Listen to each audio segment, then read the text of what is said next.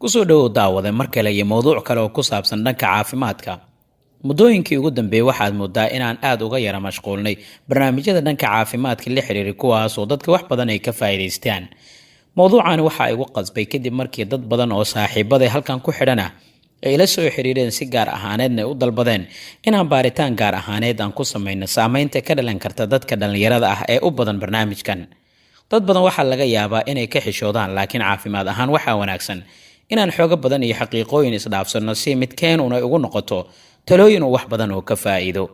Waad ku mahadsantahay daawashada iyo la socoshada qaybaha kala duwan ee barnaamijyada halkan aan ku soo gudbiyo. Waan arkaa aragtidaada, commentigaada iyo fikradaha kala duwan. Waana kaaga mahadcelinayaa. Haddii aad wax ka kororsatay midkood un qaybta hoose ugu reeb aragtidaada waxyaabaha aad ka faa'iiday channelkan.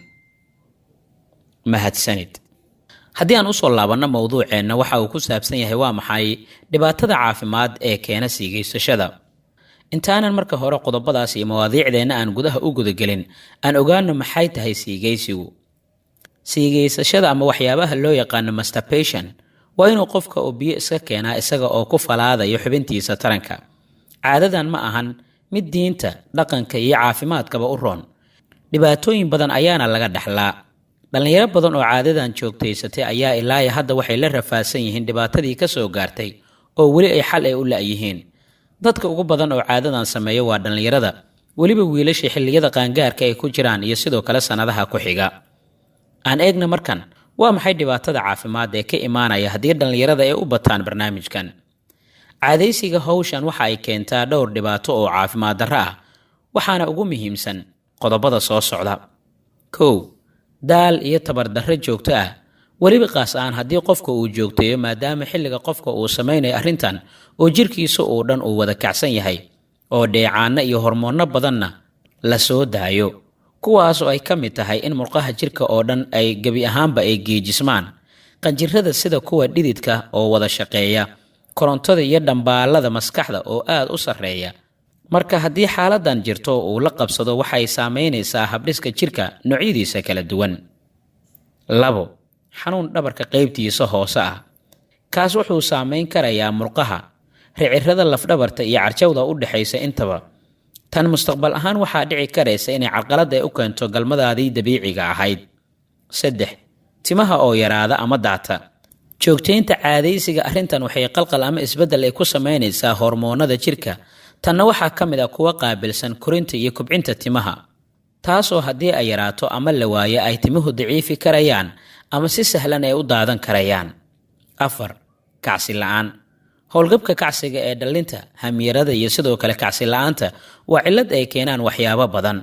Arrintaanse waxaa la sheegay inay qayb ay ka tahay waxyaabaha ugu horeeya oo arrintan ay keeni karayso qaas ahaan marka qofka uu la qabsado falka noocan oo kale ah. 5. Biyo-baxa degdega ama premature ejaculation. Sidaan hore ugu soo hadalnay dhanka caafimaadka, premature ejaculation wuxuu ahaa mid aan mowduuc gaar ahaaneed aan ka diyaarinay. In qofka uu in muddo ah uusan celin karaynin minidiisa xilliga galmada waxay noqon kartaa raad uu falkaani uu ku reebay, waana dhibaato aad u badan oo ay ugu badan yihiin dhalinyarada guursaday awalna caadadan joogtayn jiray inta aanay guursan ka hor. 6. Aragga oo caad yeesha ama aragtida oo daciif noqota. Waa xaalad lagu arka dhalinyarada ku duqowday arrintan oo muddada dheer soo sameynaysay, mana ahan caadkii indhaha fuuli jiray ee la yaqiinay ee lagu magacaabo cataract ee waa nooc kale oo ka duwan. 7. Bisqinleyda ama xaniinyaha oo ku xanuuna. Mowduuc gaar ahaaneed ayaan ka diyaarinay kala dheeraanshiyaha xaniinyaha, taas oo dhalinyaro badan ay wax badan ay ka faa'iideen. Waan kaga mahadcelinayaa dhalinyaradii sida gaar ahaaneed ila soo xiriiray ee ii xaqiijiyay inay wax badan ay ka faa'iidaysteen kala dheeraanshiyaha xaniinyaha iyo biyo-baxa degdega ama premature ejaculation. 8. Xanuun iyo sidoo kale casiraad laga dareemo moqor-miskeedka iyo dabaqanaanta. 9. Qofku waa uu ku walfi karaa oo dhib ayay ka dhowti waxay ku noqonaysaa inuu iska gooyo caadadan, waxaana ay saameyn kartaa nolosha guurka iyo sidoo kale midda qoyskiisa haddii qofka arrintaanu iska jari kari waayo. 10. Waxaa kaloo ay keentaa waxa loo yaqaano semen leakage oo ah in biyuhu ay soo dareeraan iyadoo wax dareen kacsi ah uusan jirin ama isagoo aan gebi ahaantiisba waxba dareemin. 11. Dhibaato nafsi ah sida hilmaamshaha tirada badan iyo xifdin la'aanta.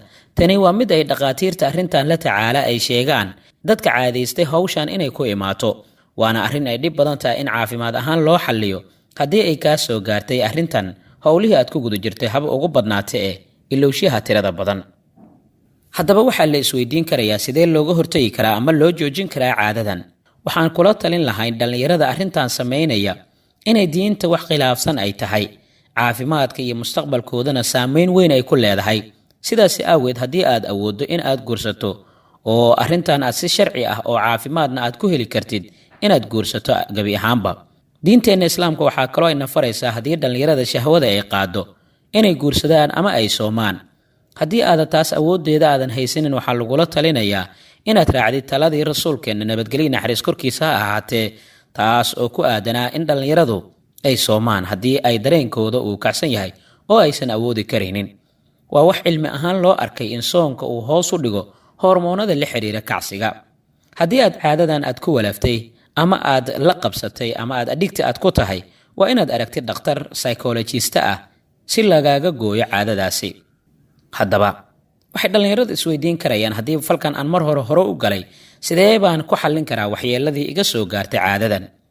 dhibaatadan haddii la joojiyo, jirku waxa uu isku dayayaa inuu dib u soo habeeyo oo uu saxo wixii isbeddello ahaa ama khalqal ahaa oo ku dhacay xagga dheecaanada iyo hormoonada koontaroola jirka qaybihiisa kala duwan.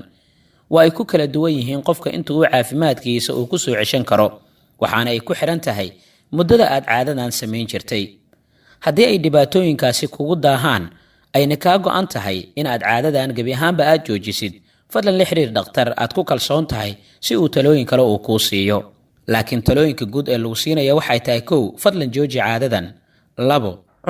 cunto isku dheelitiran, waxaad badsataa qudaarta ama furutiska qaybihiisa kala duwan. 3.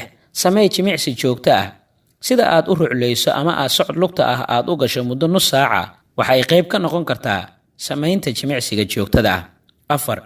iska jooji caadooyinka kale ee xunxun ee arrintan kuu horseedi karaya, sida daawashada filimaanta xunxun iyo isticmaalka maandooriyaasha sida qaadka iyo waxyaabaha la midka ah. 5. haddii aad waalid tahay oo aad carruurtaada uga cabsi qabtid arrintan, waa inaad si waalidnimo iyo saaxiibtinimo ay ku jirto aad kala sheekaysataa carruurtaada, adigoo si dadban oo aan canaan iyo ciqaabna aysan ku jirin u wacyigelinaya.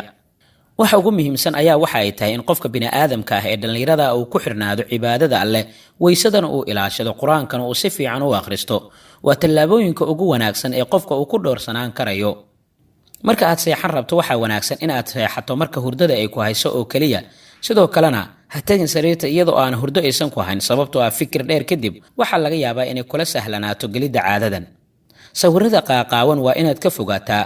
sawirka qaaban waxa uu kicin karayaa dareemaha jirka bini'aadamka ah, taasina waxay kugu horseedi karaysaa inaad falkan aad ku dhacdo. sidoo kale waa inaad isku mashquulisho waxbarasho iyo waxyaabaha kale ee faa'iidada u leh qofka bini'aadamka iyo shaqada. waxaa la ogaadaa qofka bini'aadamka marka uu mashquul badan uu ku jiro inaanay suurtagal ahayn in falkan uu la kulmo. waan kaaga mahad celinayaa daawashada iyo muuqaalada kala duwan ee halkan aan ku soo bandhigo. muuqaalka xiga intaan ku kulmi doono, nabadgelyo. waa barnaamij caafimaad oon isleeyahay dhallinyaro badan oo halkan ku xiran igana codsatay inaan si gaar ahaanid barnaamij aan uga soo diyaarino inay wax badan ay ka faa'iidaysan doonaan. waxaan xubintan caafimaadka aan ka soo xigtay Somali Medical Forum ama Somali Doctor. waxay ila tahay wax badan inaad ka faa'iidaysan doontid haddaad mawaadiicda kala duwan aad ka akhrisato bartaas. waxaad ka heli kartaa mawaadiic kala duwan oo aad wax badan aad ka fahmi doonto insha Allah. haddii aad haysan waqtiyo badan oo aad baaritaan ku samaysana, waxaan kugula talin lahayn inaad ka feejignaato waxyaabaha qaar ee nafsadaada mustaqbalka aanan u wanaagsanayn. aalamiitada ama jirdhiska ayaa la sheegay in qayb weyn ay ka qaadato dib u soo kabashada qofka bini'aadamka ah maskaxdiisa. mental ama psychology ahaan ama maskixiyanba marka aad soo laabato ayuu caafimaadkaada iyo dareenkaadana soo laaban karaya. waad ku mahadsantahay qaybta hoose aragtidaada igu rab haddii aad wax ka faa'iidaysatay. haddii ay jiraan dhallinyarada saaxiibada oo is leedahay waa ay ku dhiban yihiin barnaamijkanna waa ay ka faa'iidaysan karaan, qaybta hoose ugu yeer. muuqaalka xiga intaan ku kulmi doono waxaa idinkaga tagayaa sida ay nabadgelyo caafimaad wanaagsan insha Allah.